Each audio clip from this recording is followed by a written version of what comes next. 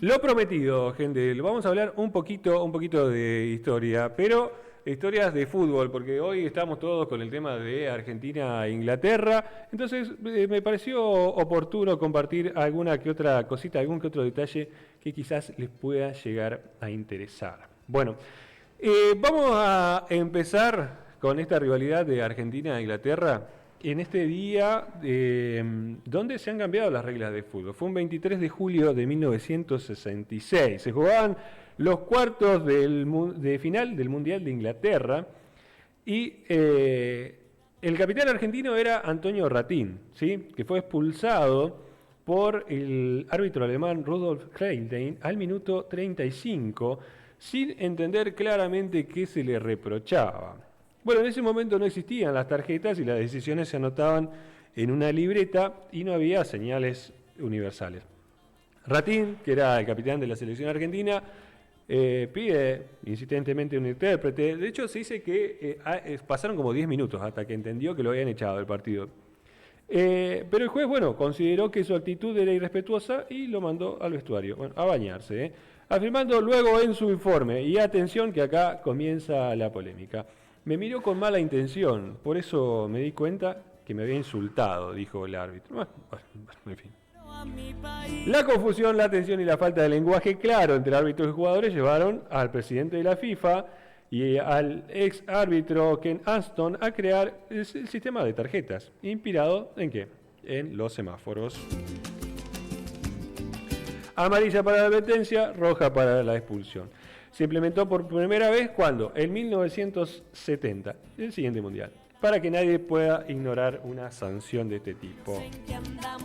Rivalidad entre la Argentina e Inglaterra en los mundiales. Bueno, en 1966, la mencionada, la derrota 1-0 de Argentina con la expulsión de Ratín, empieza con la rivalidad deportiva.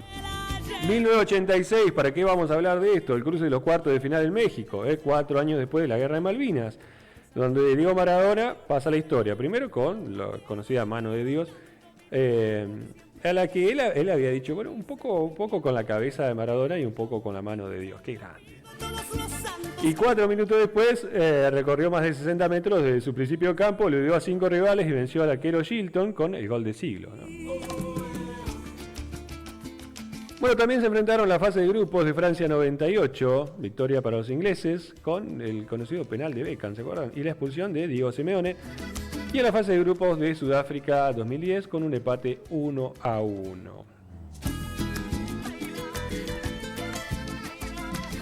Y ahora vamos a lo que a mí sí me respecta, que creo que más o menos entiendo.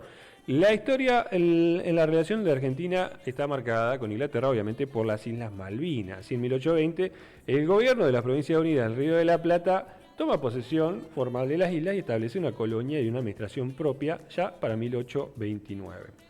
El 3 de enero de 1833, una fragata de la Marina Real Británica llegó al archipiélago, desalojó a las autoridades y a la guarnición argentina sin declaración de guerra y tomó el control de las islas, iniciando una ocupación ininterrumpida hasta el día de hoy.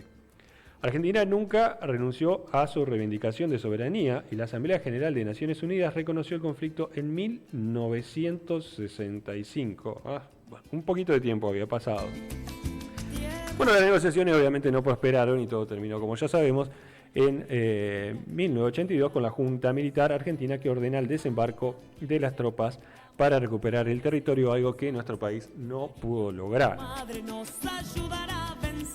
Entonces dicen, ¿qué tiene que ver esto con...? Bueno, hacia ahí vamos, atención. Venimos un poquito más acá. Tenemos al querido Lionel Scaloni que dijo, chicos, bueno, miren, es un partido de fútbol, nada más. Un partido de fútbol, solamente eso. Bien, pero ¿por qué no se lo está viendo de esa manera? En Sudamérica, la mayor parte de los países en estos últimos días, se estaba viendo bastante, ¿no? Más que nada las redes sociales, apoyan la reivindicación argentina en el marco de la descolonización, aunque los vecinos de Chile mantuvieron una postura favorable a Londres, por razones claramente estratégicas y porque hay otro tema allá con las Islas del Sur que no voy a entrar ahora. Mientras Perú, Uruguay y Brasil dieron respaldo diplomático y hasta material a Argentina. Dentro del propio Reino Unido hay posturas muy distintas. Escocia, Gales e Irlanda del Norte registran un amplio apoyo a la causa argentina, basado en su propia historia de lucha contra el centralismo de Londres y el rechazo al colonialismo. Todo por un partido, gente, ¿eh? Ahí vamos.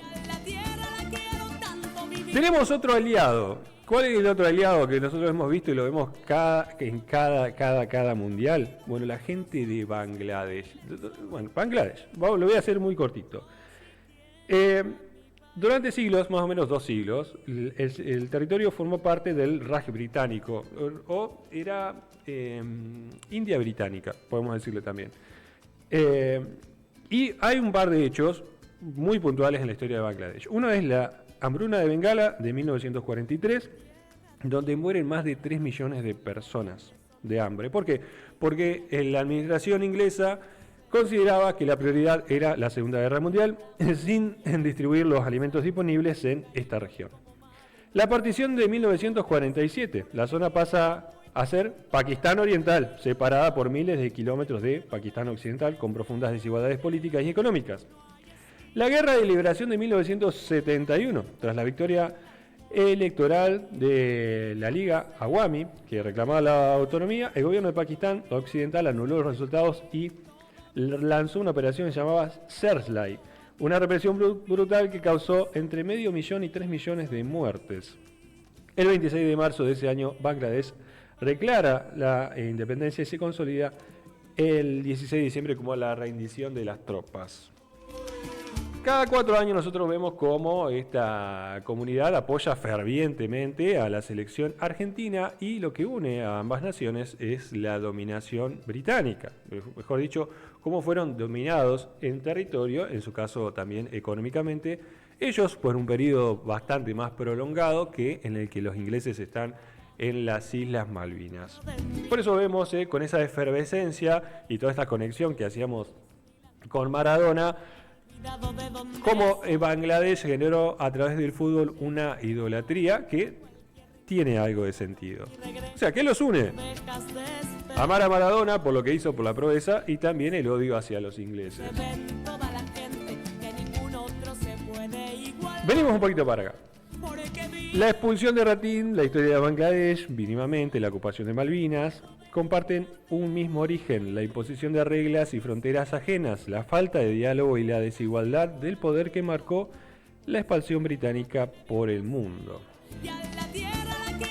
Lo que están opinando hoy en día sobre y relacionando esta cuestión entre Argentina, el partido de Argentina con Malvinas, que esto y el otro, que muchos dicen, bueno, no hay que ir por ahí, bueno, quizás sí, tenga razón, no hay que ir por ahí, pero los hijos, los nietos y sobre todo la memoria de los argentinos está bastante presente en esta cuestión. Y podemos estar de acuerdo o no, pero sí es cierto que cada vez que hablamos de los ingleses, Malvinas aparece presente y eso me parece algo digno de recordar.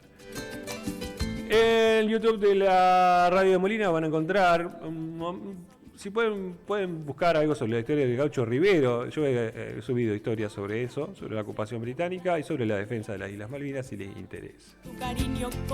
Esto no es una verdad absoluta ni mucho menos, es simplemente un punto de vista que relaciona algunos puntos que explican por qué, o quizás quisieran explicar por qué estamos tan pendientes de esta cuestión del partido de Argentina, lo relacionamos con Malvinas, para bien o para mal, y todo lo que se va a vivir hoy a través de la intensidad que nos genera, en este caso, un partido de fútbol. Si sirve un partido de fútbol para unirnos, bueno, hagan partidos todos los días, gente. Comenzamos a despedirnos.